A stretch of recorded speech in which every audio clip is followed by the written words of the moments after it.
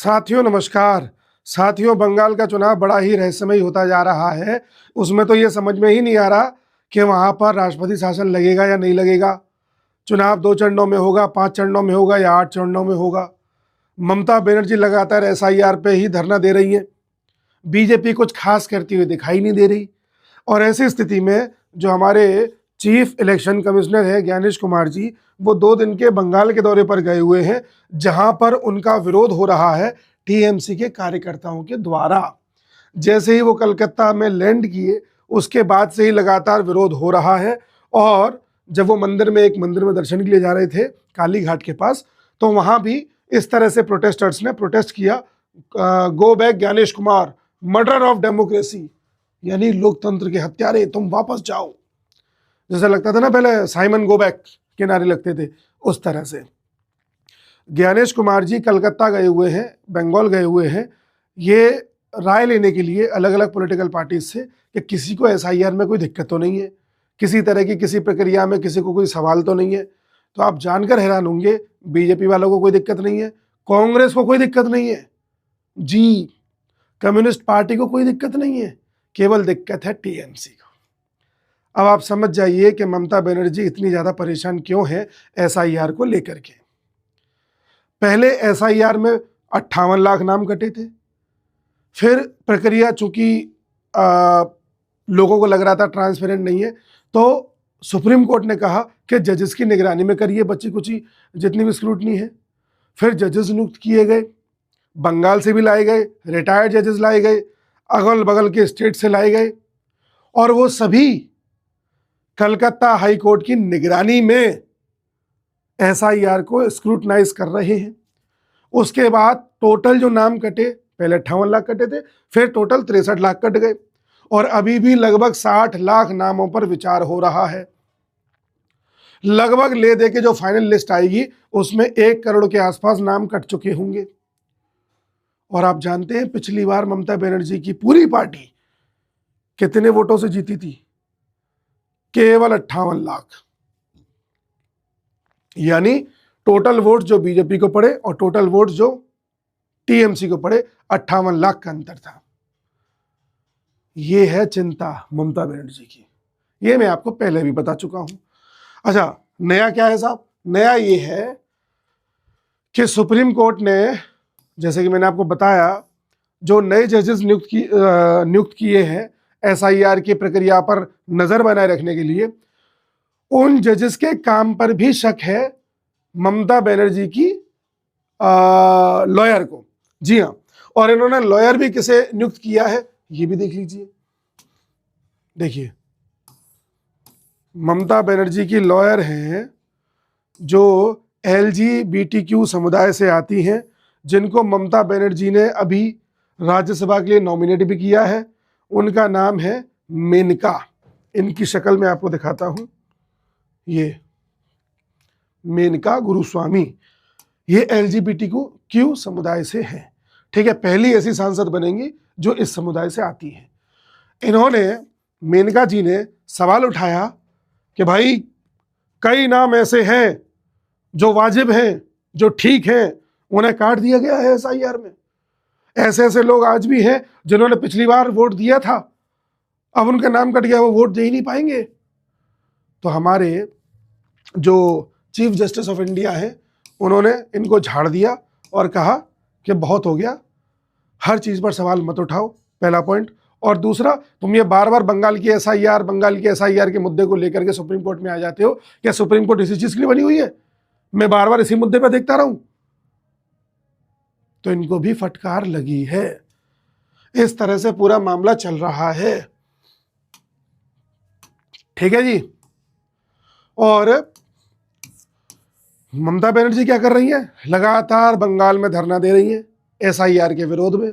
लगातार पोस्टर चिपकाए जा रहे हैं, लोगों में भ्रम पैदा किया जा रहा है कि देखो एसआईआर में तो नाम कट गया है, अब तो कुछ बचा ही नहीं है। देखिए कितना लोकतंत्र के खिलाफ काम कर रही है सरकार, पारदर्शिता तो रही नहीं है। अब आप इसमें कुछ चीजें देखिए, फिर मैं आगे बढ़ता हूं।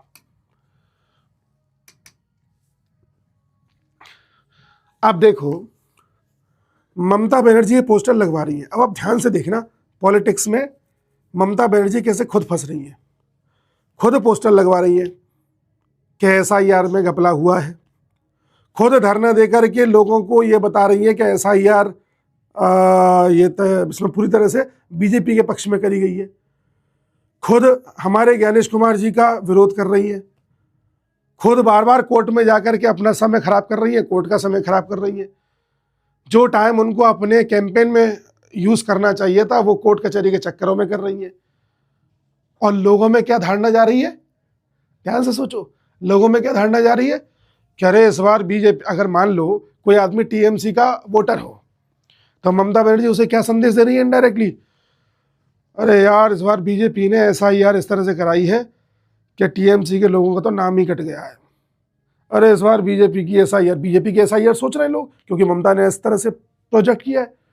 अरे बीजेपी ने ऐसी SIR कराई है कि 1 करोड़ नाम तो कट ही गए, इस बार तो दीदी हार जाएंगी। अमित शाह ने ऐसी SIR करा दी है कि उसमें नाम कट गया कई लोगों का। अरे ये मोदी ने सब घपला किया है, मोदी को तो गाली दे रहे होंगे TMC वाले, इस बार तो दीदी को हारने से कोई नहीं बचा सकता। तो उल्टा अपने वोटर्स को ही हतोत्साहित कर रही है। या तो आप इस तरह से बार बार कोर्ट में जाकर के कोर्ट आपके पक्ष में फैसला सुना रही होती, SIR को रद्द कर रही होती, या SIR को रद्द करने के संकेत मिल रहे होते तो समझ में भी आता है कि भाई ममता को उम्मीद है कि आज नहीं तो 10 दिन बाद से ही SIR रद्द हो जाएगी और पुरानी लिस्ट में चुनाव होंगे। तो वो तो सुप्रीम कोर्ट से कहीं कोई संकेत मिल ही नहीं रहा, उल्टा सुप्रीम कोर्ट इनको डांट हो रही है। ममता बनर्जी खुद काला चोला ओढ़ करके चली गई थी वकील बन के कि मैं अपना केस खुद लड़ूंगी, तब भी कुछ नहीं हुआ। बड़े बड़े कपिल सिब्बल, अभिषेक मनु सिंघवी जैसे वकील भेज दिए तो कुछ नहीं हुआ। तो आपको अपने पक्ष में फैसला आता है दिख नहीं रहा, और जो आप ड्रामेबाजी कर रही हो उससे आप सिर्फ संशय पैदा कर रही हो। और संशय किसके दिमाग में, अपने ही वोटर के दिमाग में। बीजेपी को जो वोट देने जा रहा होगा वो तो और ज्यादा मोटिवेट हो जाएगा ना कि बढ़िया अब तो ममता हार जाएगी। और यही तो हार और जीत का अंतर था। जो बीजेपी को वोट नहीं दे के आ पा रहा था वो डर ही तो रहा था, अरे यार ममता दीदी आ गई और मैंने बीजेपी को वोट दे दिया तो TMC गुंडे मुझे मार देंगे, तो बेचारा डर के मारे TMC को ही दिखाता था। अब जब बीजेपी वाले को ये लग गया कि भाई अपनी पार्टी जीत रही है तो वो काहे को डरेगा। आप खुद ही सोचिए, क्या ऐसा नहीं है। और वोटर तो हवा के साथ जाता है। तो ममता पहला तो ये बड़ा गलत काम कर रही है। अब दूसरी संभावना पे आते हैं कि क्या राष्ट्रपति शासन में चुनाव होगा, यानी कि वहां के गवर्नर रूल में। तो देखो, चुनाव अगर मान लो 5 या 6 चरणों में होता है तो लगभग 1 महीने तक चुनाव चलेगा।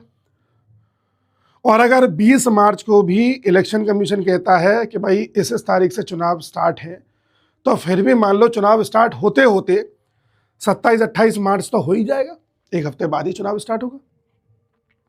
और अगर 27-28 मार्च से चुनाव स्टार्ट होगा और 5-6 चरणों में होगा तो आप मान के चलिए पूरा मार्च, अप्रैल और मई के 10 दिन भी निपट जाएंगे। यानी कि जो 7 मई है वो भी पार हो जाएगी। ये बात मैं आपको 1-1.5 महीने पहले बता चुका हूं। और अगर ऐसा होता है तो ममता बनर्जी की विधानसभा पहले ही भंग हो जाएगी। और ममता बनर्जी की विधानसभा या पूरी बंगाल की विधानसभा भंग हो जाती है तो ममता बनर्जी को इस्तीफा देना पड़ेगा। और अगर ममता ने इस्तीफा दिया तो गवर्नमेंट जो है गवर्नर रूल में इलेक्शन कराएगी, ये इलेक्शन कमीशन कराएगा। तो एक तो रास्ता ये निकलता है। और दूसरा ये निकलता है कि मान लो चुनाव 2 चरणों में हुआ या मान लीजिए 1 ही चरण में हुआ, तब राष्ट्रपति शासन की जरूरत ही नहीं है। अगर 1 चरण में चुनाव होता है तो इससे नुकसान बीजेपी को भी है, इससे नुकसान TMC को भी है। बीजेपी वाले हमेशा इस पक्ष में रहे हैं कि चुनाव ज्यादा से ज्यादा चरणों में हो, क्योंकि उनके नेता ज़्यादा से ज़्यादा रैली कर पाएँ, ज़्यादा से ज़्यादा रिसोर्सेज का इस्तेमाल कर पाएँ और अपने पक्ष में हवा बना पाएँ।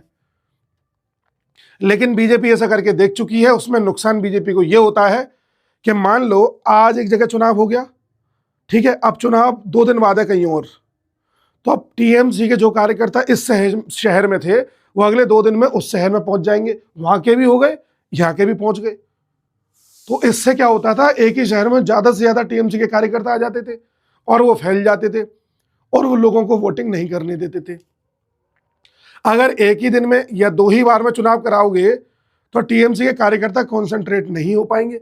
ऐसे कोई करोड़ों कार्यकर्ता थोड़ी हर शहर में इधर से उधर माइग्रेट कराए जाते हैं कार्यकर्ता, ठीक है ना। तो टीएमसी के गुंडे उतने इकट्ठे हो नहीं पाएंगे। हाँ, इसमें नुकसान ये भी है कि बीजेपी उतनी रैली कर भी नहीं पाएगी। तो ऐसी स्थिति में फायदा ये है कि गुंडे इकट्ठे नहीं हो पाएंगे। और आपको रोकना क्या था, इन्हीं गुंडों को ही तो रोकना था भाई। राष्ट्रपति शासन क्यों लगाना था आपको? इसीलिए ही तो, क्योंकि गवर्नर अपनी निगरानी में जो है वहां पर कानून व्यवस्था संभाले, बाकी इलेक्शन कमीशन अपनी फोर्स के साथ इलेक्शन कराए। सेफ्टी और सिक्योरिटी तो कारण था टीएमसी के गुंडों से। तो जब 1 या 2 चरण में कराओगे तो गुंडे वैसे ही कॉन्सेंट्रेट नहीं हो पाएंगे। और इस बार तो इलेक्शन कमीशन ने जहां जहां ज्यादा लोग रहते हैं वहां वहां कैंप लगाने की बात कही है, बूथ लगाने की बात कही है। तो इस बार तो नंबर ऑफ कैंप्स या बूथ भी बढ़ रहे हैं। जाहिर सी बात है कि इसमें लोगों को ज्यादा दूर ट्रैवल नहीं करना पड़ेगा वोट डालने के लिए। तो ऐसा भी नहीं कि बीच में टीएमसी का कार्यकर्ता मिल जाएगा। आज अब सवाल उठता है कि फिर बीजेपी प्रचार कैसे करेगी, जैसे बड़े स्तर पर करती है। तो बीजेपी का प्रचार तो भाई देखिए ऐसा है कि आरएसएस पिछले लंबे समय से 15,000 छोटे बड़े इस तरह के कार्यक्रम कर चुकी है या कर रही है, जिसमें वो लोगों को कन्विंस कर रहे हैं अंदर ही अंदर। 15,000 शाखाएं लगी हैं छोटी बड़ी सब मिला करके। तो शायद वो काम आरएसएस कर रही है। तो मैंने आपको क्या चीजें बताई, एक तो गवर्नर रूल वाला जो या प्रेसिडेंट रूल वाली संभावना, और दूसरी ये कि 1 या 2 चरणों में ही चुनाव करा लो, जिससे कि टीएमसी के कार्यकर्ता एक बार में इकट्ठे ना हो पाए, है ना। अब ममता बनर्जी को एक और कंफ्यूजन है कि भाई ये सब तो ठीक है, चलो मैं देख लूंगी, लेकिन ये अचानक गवर्नर क्यों बदले। और बंगाल में जिनको गवर्नर बनाया गया है वो गवर्नर साहब भी बड़े देखिए सख्त है। तमिलनाडु के गवर्नर थे RN रवि साहब, 1976 बैच के IPS अफसर थे। उसके बाद फिर CBI में जा चुके हैं, इंटेलिजेंस ब्यूरो में रहे हैं, और यहाँ तक कि हमारे जो NSA है अजीत डोवाल साहब, उनके भी डेप्यूटी रह चुके हैं 2018-19 में, कुछ महीनों के लिए रहे हैं। और अब जिनको अजीत डोवाल साहब ने अपना डेप्यूटी बनाया था तो वो आदमी अपने आप में कुछ तो रहा होगा। फिर कुछ महीने ये डेप्यूटी रहे NSA के, फिर इनको गवर्नर बना दिया गया नागालैंड का, उसके साथ चार्ज दे दिया मेघालय का, और उनके बाद बना दिया गया तमिलनाडु का। और तमिलनाडु में स्टालिन को चैन से जीने नहीं दिया था इन्होंने। स्टालिन ऐसी राजनीति करने वाला था जिससे तमिलनाडु के सेपरेशन की नींव पड़ सके, पर इन्होंने होने नहीं दिया। स्टालिन चाहते थे कि वहां पर जितनी भी यूनिवर्सिटीज हैं वहां पर वाइस चांसलर को वहां की स्टेट गवर्नमेंट चुने। चूंकि जो गवर्नर होता है वो सभी यूनिवर्सिटी का चांसलर होता है, तो इन्होंने ऐसा नहीं होने दिया।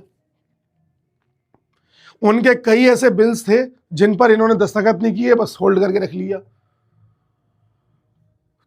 तमिलनाडु के नाम चेंज करने को भी लेकर के इन्होंने प्रस्ताव रखा था।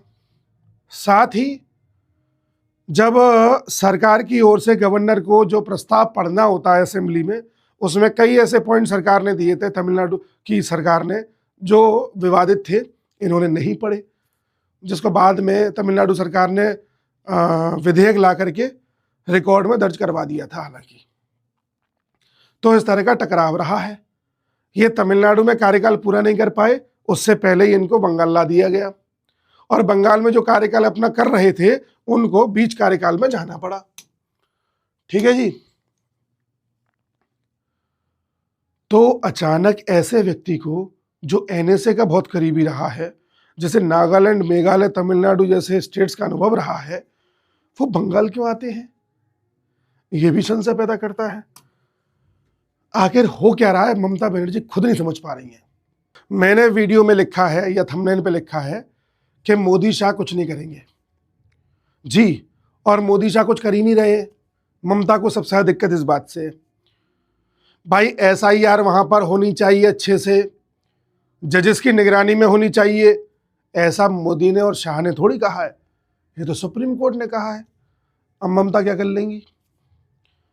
कल को एसआईआर को तुम जितना लंबा खींचोगी, चुनाव उतना ही दूर टलता जाएगा, फिर तो प्रेसिडेंट रूल लगेगा या गवर्नर रूल लगेगा। तो वो किसकी वजह से लगा? तुम्हारी वजह से। किसने खींचा? कोर्ट में तुमने खींचा। टला क्यों? कानूनी प्रक्रिया की वजह से। ना तो मोदी ने कुछ कहा, ना शाह ने कुछ कहा। कल को चुनाव मान लो दो चरणों में हो या 5 चरणों में हो, जो भी हो, और तुम्हें वो अनफेवरेबल लगा, तुम्हें लगा ये तो मेरे खिलाफ हो जाएगा, तो वो भी क्या मोदी और शाह ने थोड़ी करवाया, वो करवाएगा इलेक्शन कमीशन। मोहल्ले मोहल्ले में जाकर के बूथ लग रहा है, ये ना तो मोदी ने कहा है ना शाह ने कहा है। तो ममता को दुख इस बात का है कि मोदी और शाह डायरेक्टली क्यों नहीं ऐसा कुछ कर रहे जिससे कि ये बंगाल में सिंपैथी जनरेट कर सके। और यही गलती मोदी शाह ने 2021 में कर दी थी। मोदी शाह ने पर्सनल अटैक कर दिया था ममता बनर्जी पर कि दीदी ने ऐसा, दीदी आप तो ये, दीदी आप तो वो ना। इन्होंने उसको बंगाल की अस्मिता का सवाल बना दिया और उस चुनाव को ऐसा बना दिया था कि मैं तो देखो बंगाल की बेटी हूं, बंगालिन हूं, ये सब तो बाहर के हैं, बाहरी हैं। तो वो दिख रहा था कि हाँ बाहरी हैं। इस बार वो लोग डायरेक्ट अटैक कर ही नहीं रहे ममता पर। ममता को यही तो दिक्कत है, या तो बात मुद्दों पे हो रही है, या सिक्योरिटी पे हो रही है, या महिला सुरक्षा पे हो रही है, और बाकी जो एसआईआर का हो रहा है वो तो कानूनी शक्तियां कर रही हैं उसको। ममता की दिक्कत ये है। आप समझ रहे हैं ममता क्यों तिलमिलाई हुई है? ममता वांट्स कि उन पर अटैक हो डायरेक्ट। अटैक से मेरा मतलब है चुनावी हमला, मुंह से हमला हो, जिससे फिर ये सेंटिमेंट्स इस तरह से बनाए कि बंगाल वर्सेस बाहरी। और दूसरी बात ये है कि मुझे लगता है कि जो आरएसएस को मेन काम दिया है वो काम उन्हीं के पास रहेगा। शायद चुनाव कम चरणों में इस बार हो और रैलीज भी कम हो। बिल्कुल ऐसा लो प्रोफाइल रख रही है बीजेपी इसको।